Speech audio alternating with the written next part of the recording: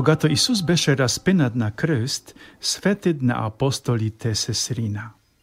Те имаха надежда, имаха мечти, а това, което трябваше тепърва да започне, приключи преди дори да е започнало. Поне така им се струваше. Знаем това от собствените им думи, записани в Писанието, изречени след Петдесятница. Те не бяха герои. Бяха хора, които мислеха, че всичко е загубено.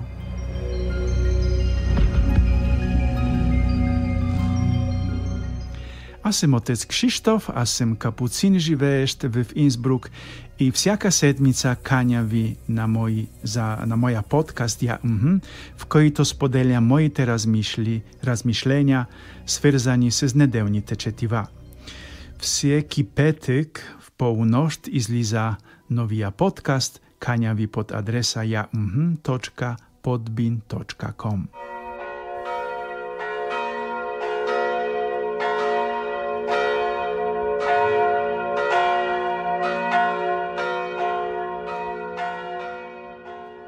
Празният гроб не улесни нищо. Напротив, предизвика объркване. Защото когато Бог действа, обикновено в началото не разбираме нищо от това, което прави. А точно тогава Той осъществява най-великите си планове. Винаги е така. Пътят към победата мина през смъртта на Неговия възлюбен син. От човешката гледна точка това е абсурд. Защото ние се страхуваме от смъртта. Смъртта е ужас. А Исус я победи. Веднъж за винаги. Тук не става дума за физическата смърт. Става дума за онтологична смърт. Тази, която нанася первородния грях и всеки смъртен грях. Празният гроб на Исус е най-добрата проповед в света. По-добра няма да има. Той ме учи, но казва всичко.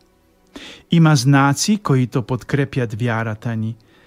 Примерно Торинската плащиница или покривалото от Манопело, пазено в нашият капуцински манастир в Манопело в Италия. Това е така наречено покривало на света Вероника. Сравнителните изследвания сочат едно.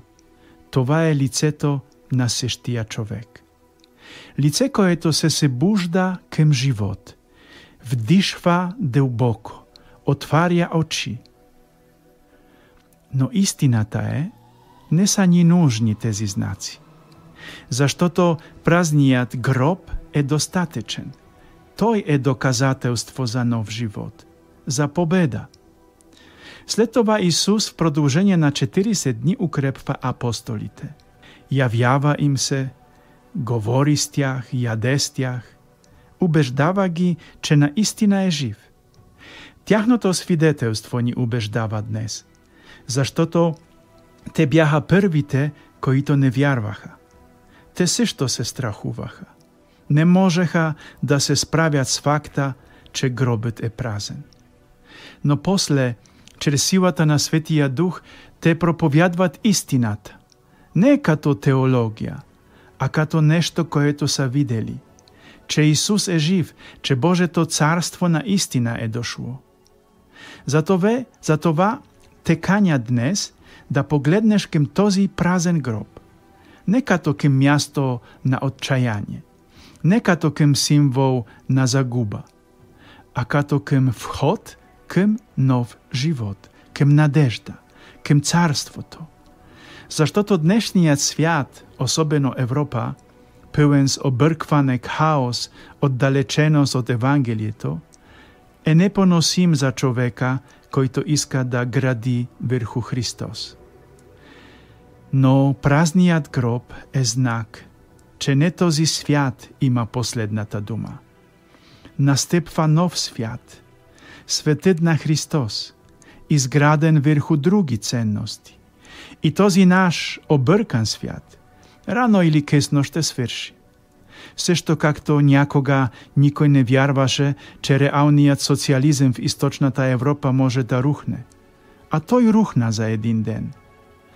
Dnes е трудно да повярваме, че морално и етично разпадвана се Европа може да се вземе.